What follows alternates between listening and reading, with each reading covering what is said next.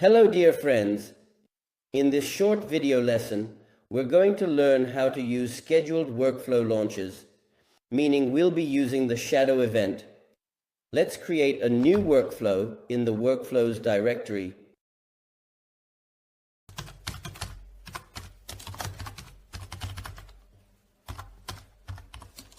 We'll look at the workflows and the format of this event. For the event I'm using shadow, and it's set up very simply. We're passing the cron, and it has a very interesting parameter. By default it's 5 asterisks. I'll show you right now. If you haven't worked with this parameter before, I'll provide an online generator that will help you create the schedule you need. So we can set up a very custom schedule here, for example, running every 5 minutes, or running every Monday at 2 p.m., or on January 1st of every year, and so on.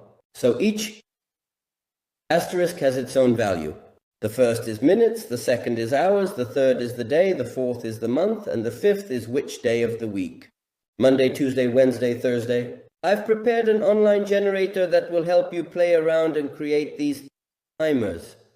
The online generator immediately shows us a brief instruction. So the first asterisk represents the minutes from 0 to 59. The second is for hours from 0 to 23. The third is for the day of the month from 1 to 31. The fourth asterisk is for the month from 1 to 12. And the last one, the fifth, is the day of the week. We can set it either with numbers from 0 to 6 or like this. Friday, which corresponds to Friday. Monday, which corresponds to Monday. For example, I want to run it like this. Every 5 minutes, but only on Mondays. So instead of the fifth asterisk, I'm adding the keyword mon, which corresponds to Monday, or 1, which will also correspond to Monday. 0 in English corresponds to Sunday, so if I set 0, that means we have Sunday here. Alright, now look, if instead of the default, the generator is set to every 5 minutes, that means the asterisk is divided by 5. If I basically set it to 1, then it will essentially start the timer at the first minute of each and every single hour. Indeed, for example, if I set the second parameter to the value of 2, then it will utilize the second asterisk symbol in this context, which represents 2 o'clock. And the first asterisk symbol represents the first minute.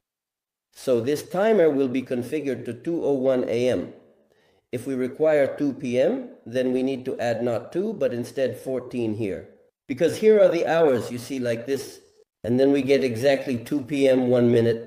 Basically, that's clear. You just simply need to play around, experiment until you create the timer that you're really interested in.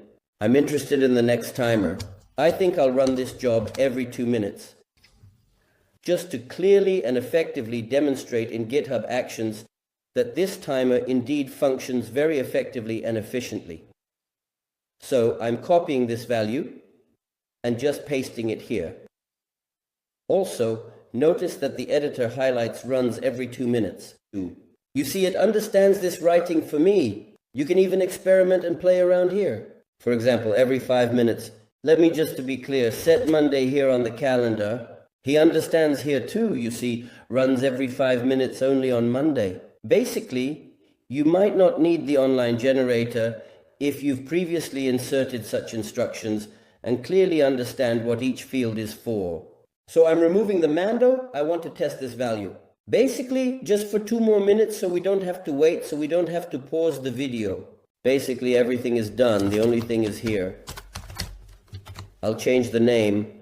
And let's try to send our workflow to the repository, which shouldn't run immediately, but only on the timer.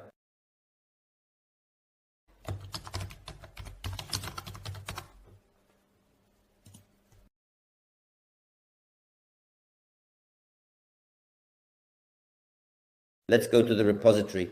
Let's go to the actions and see what happens next. Let's refresh. Basically, nothing is happening, but we'll have to wait 2 minutes. I'll pause it and then come back in a few minutes to check. So a few minutes have passed. Let's see if we have shadow and see what happens next. As we can see, there's no shadow, but our commit was 4 minutes ago. Shadow was supposed to trigger for us. Now let's figure out why.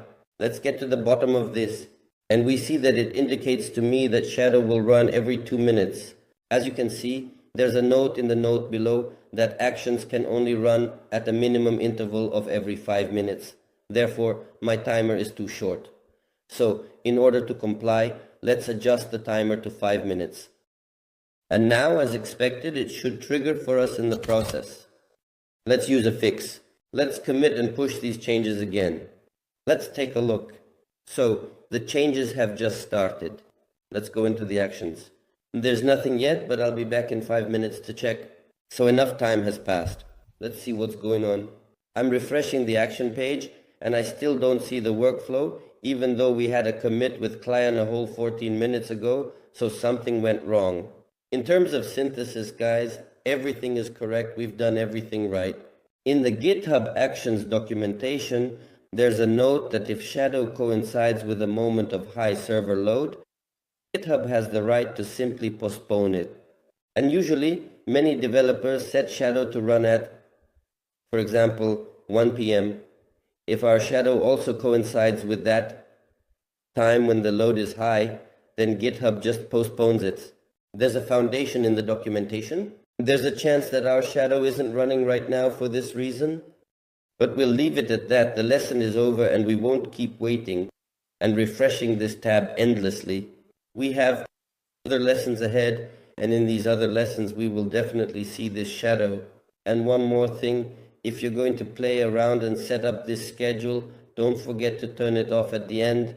So you select your schedule and turn it off because you might leave. Well, I guess I'll turn this off too. You might come back to the lesson in a few weeks, and this workflow will be running every 5 minutes, eating up precious seconds. Just a reminder that GitHub limits the usage time of these resources,